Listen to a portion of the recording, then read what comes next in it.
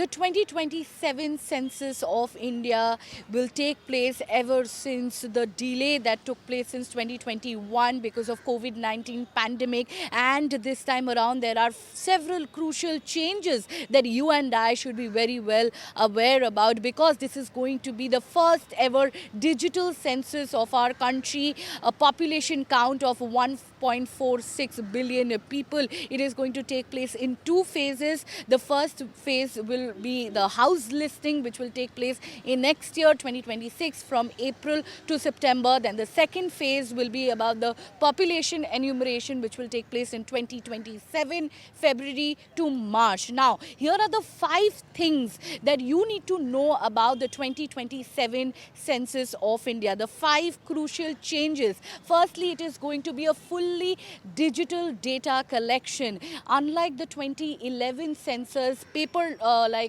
census that happened, in 2027, the enumerators will install apps and a web portal through which respondents, especially in urban areas, they can enumerate themselves on their own, and there will be online portal as well as apps for iOS as well as Android users. Now, this will reduce our dependency on enumerators and will ensure hopefully more faster and accurate data collection. And there will also be validation alerts that one can get for any sort of inconsistencies, such as increased unreasonably increased household sizes. So first is fully digital data collection. Second is self enumeration. For the very first time, households can independently submit their details online via web portal or an app, and there will be no third person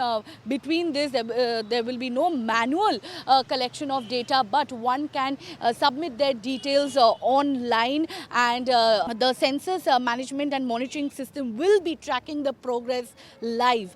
Third is, of course, very important. 2027 census will be a caste census. Since 1931, there has been no caste census, and there has been a lot of politics around this taking place, with the opposition saying that a caste census is important to address the socio-economic inequalities. And remember, it will not only be counting the SCs and STs, the scheduled castes and scheduled tribes, but also the other backward castes as well.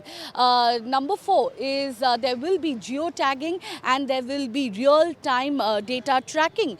So all the buildings will be geotagged, and there will be geofencing to ensure that there is no coverage gap. There is no gap in the sense that everybody can sort of independently submit their data and enumerate themselves. And the census management and monitoring system, they will also ensure that they can track the progress, the data entry on a real-time basis, and they can give the provisional results within 10 days. But earlier, it used to take years to come up with the results because it was done manually and it was a paper-based census. And number 5, the most important, this time around there is going to be enhanced questioning on migration and urbanization.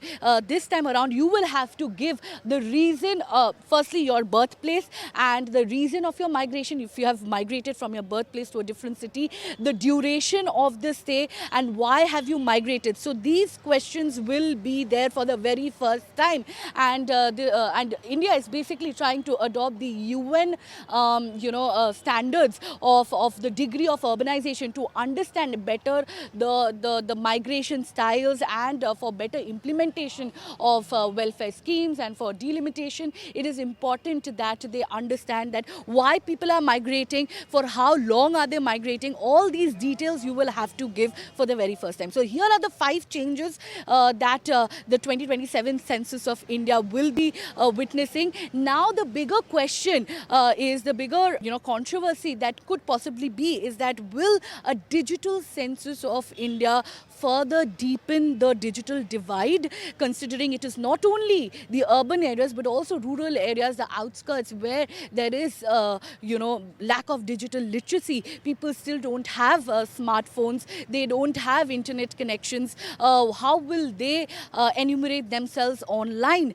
So will it deepen the digital divide, or will it ensure faster and more accurate data entry? Let me know your thoughts in the comment. With camera person Mukesh, this is Shreya Ghosh for NDTV.